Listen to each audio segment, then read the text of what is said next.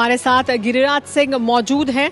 गिरिराज सिंह जी, आपका दूसरा बयान भी गिरिराज जी हमने सुनवाया, उसमें आप सीधे तौर पर कह रहे हैं कि एक ही समुदाय के हैं सभी लोग, तो क्या एक समुदाय विशेष पर ही है आपका निशाना?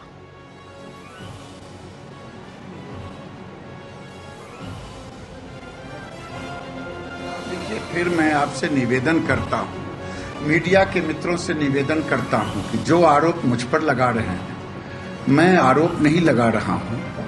क्या मैं आपसे पूछता हूँ कि आप एक सूची तैयार करें आतंकवादी गतिविधियों से जुड़े लोगों का, और फिर एक मुहिम आप चलाएं कि उनको माल्यार्पण कैसे किया जाए, उनको सम्मानित कैसे किया जाए। मैंने जिन बातों को आपने दिखाया, सुनाया, मैंने कहाँ गलत कहा है? अगर आप कहें कि गलत है तो मैं उसके लिए दोषी हूँ। नहीं, मगर सवाल ये है गिरिराज जी कि जब आप एक धर्म विशेष का नाम ले रहे हैं, आप जब एक धर्म विशेष का नाम ले रहे हैं, तो स्वाभाविक सी बात है ये एक अपने आप में समाज में एक असंतोष पैदा करता है। वजह क्या एक धर्म विशेष का नाम इस तरह से लेने की? क्योंकि उसका फिर उस तर्क का एक और तर्क भी हो सकता है। तो ऐसे मौके पर, ऐसे संवेदनशील मौके पर आप एक धर्म विशेष का नाम ही क्यों ले रहे हैं? ये खुराफात ही क्यों?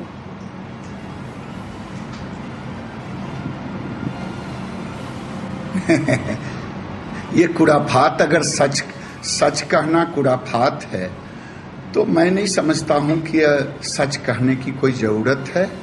जब कश्मीर के अंदर पाकिस्तान के झंडे 14 अगस्त को फहराए जाएं और वो धर्मनिरपेक्षता की दुहाई दें, तो मैं समझता हूं कि अगर ये भी कहना खुराफात है तो अच्छे का क्या परिभाषा होगी? गिरिराज जी, अरविंद मोहन जी आपसे एक सवाल लेना चाहते हैं। परिभाषा होगी कि हम लोग भी पाकिस्तान का झंडा फहराएं? गिरिराज जी, ये सब बहादुरी आज आप बता रहे हैं। जैसे एफआईआर हुआ और अदालत ढूंढने लगी तो उस समय आप ये सफाई अदालत को क्यों नहीं देते? उस समय चूहे की तरह क्यों छुप जाते हैं और जमानत की कोशिश शुरू कर देते हैं? उस समय ये पॉलिटिकल बहादुरी अदालत और पुलिस को भी दिखाइए जरा। ये सिर्फ पॉलिटिकल लाभ लेने के लिए आप जो टीवी का और मीडिया का दोष देते हैं हर बार, ये अदालत को भी जरा जाके वहाँ अपनी सफाई दीजिए। वहाँ जमानत की अर्जी नहीं दे। गांधी कोई बात बोलते थे या कोई आदमी अगर पॉलिटिकल बात बोलता है तो ये हिम्मत होती है कि उसका फैसला सहे और फिर वहाँ भी जाके खड़ा होके कहे कि हमने कहा। उस समय फिर वो जमानत के लिए पीछे पीछे नहीं भागते कि लोअर कोर्ट से डिनाई हो जाए तो हायर कोर्ट में जाए।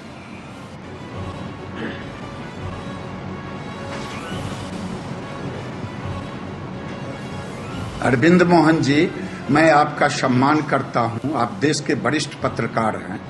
क्या मैंने जमानत ली कानूनी तरीके से ली कि गैर कानूनी तरीके से है? आपके मुंह से ये शोभा नहीं देता अरविंद जी कि ऐसे शब्द का आप प्रयोग करें। आप देश के वरिष्ठ पत्रकार हैं, मैं आपका सम्मान करता हूं।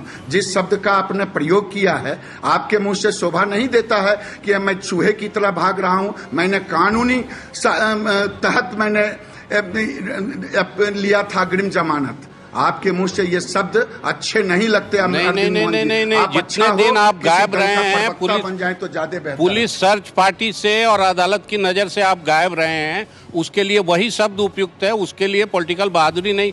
गांधी या कोई भी पॉलिटिकल सत्याग्रह अगर करता है, कोई बात कहता है तो उस समय अरेस्ट देता है। अगर उसको लगता है कि कोई कानून गलत बना है या कोई कानून हमको बाधक बन रहा है हमारे काम में, तो उस समय अरेस्ट देता है। अरेस्ट से भागता नहीं है। अरविंद मोहन जी, आप वरिष्ठ पत्रकार हैं, आप वरिष्ठ पत्रकार हैं। आपके मुंह से ये आप वरिष्ठ पत्रकार हैं, मैं आपका सम्मान करता हूं। आपके मुंह से ये शब्द शोभा नहीं देता। आप भी किसी राजनीतिक दल का, कांग्रेस का प्रवक्ता बन जाए तो ज्यादा बेहतर होगा। चलिए गिरिराज जी, लेकिन सवाल का जवाब तो दीजिए कि आपने जो बात कही थी वो आपको अदालत के सामने भी जाकर रखनी चाहिए, क्योंकि आप कह रहे हैं मीडिया मेरी बात को तोड़ मरोड़ कर सामने रख रहा है, तो अदालत के सामने भी तो आपने अपना पक्ष नहीं रखा।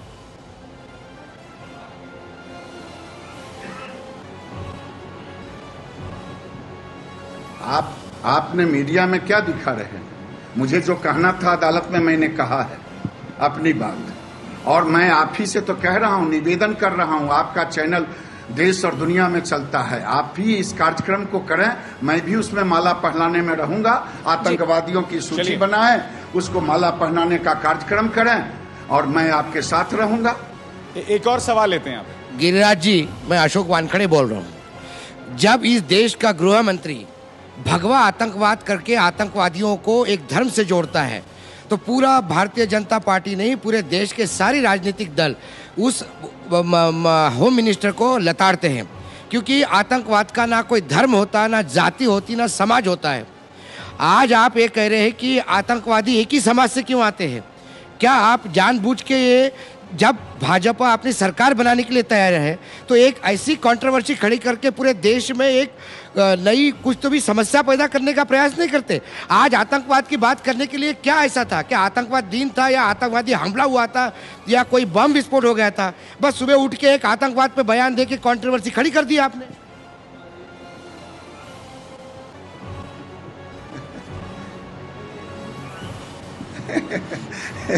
आपको आतंकवाद कंट्रोवर्सी दिखाई देता है।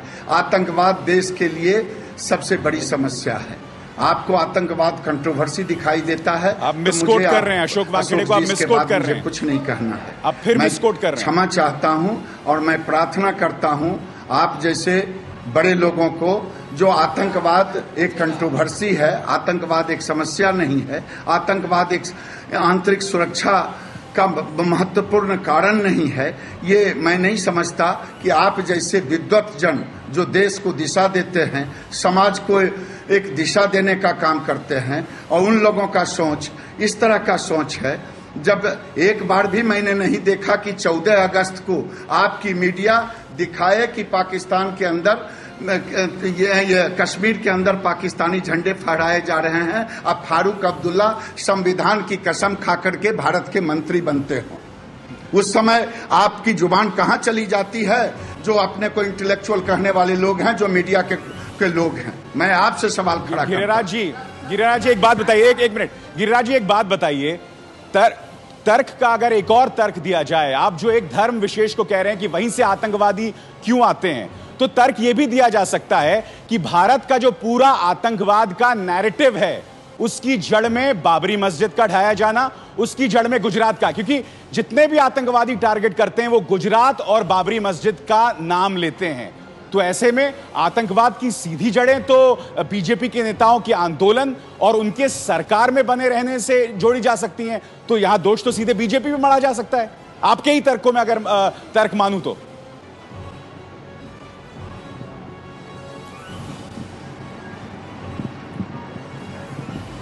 कश्मीर से कश्मीर के पंडित हटाए गए, भगाए गए, वो भी बाबरी मस्जिद से जुड़ा हुआ था। आप लोग का सोच पर मुझे तरस आता है।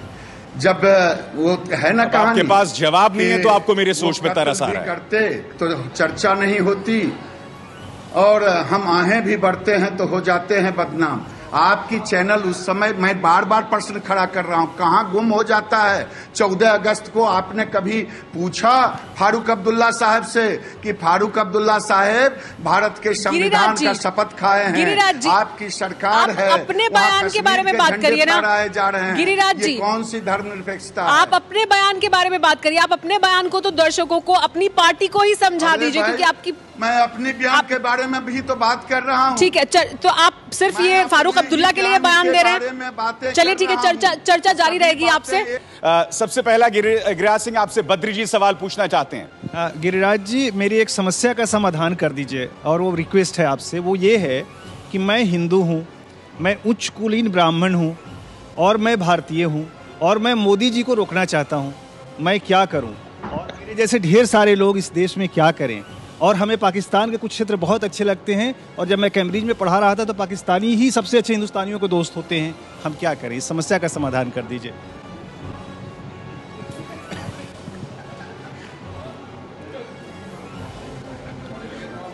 मैं आपका समाधान कर देता हूं।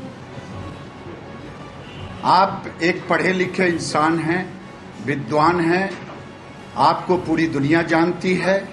सोए हुए को जगाया जाता है, जगे हुए को नहीं जगाया जाता है। जब लोकतंत्र की सबसे बड़ी खूबसूरती है विपक्ष, पक्ष और विपक्ष, विरोध करना लोकतंत्र की सबसे बड़ी खूबसूरती।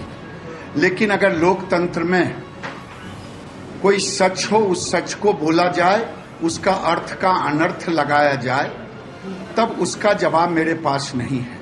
मैं बार बार कह रहा हूं कि कुछ लोग क्या आतंकवाद गतिविधि से जुड़े हुए पूरा देश है, पूरा समुदाय है? मैंने कभी कहा क्या? मैंने कहा कुछ लोग।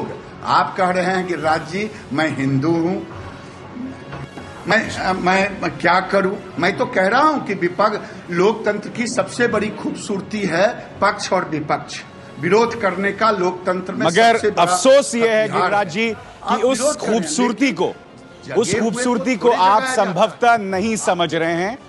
लोकतंत्र की उस खूबसूरती को कम से कम ये बयानात के जरिए हम नहीं समझ पाए। गिरिराज जी, हमारे पास माफ कीजिएगा इतना ही वक्त है, मगर बहुत बहुत शुक्रिया, आपने हमारे लिए वक्त निकाला।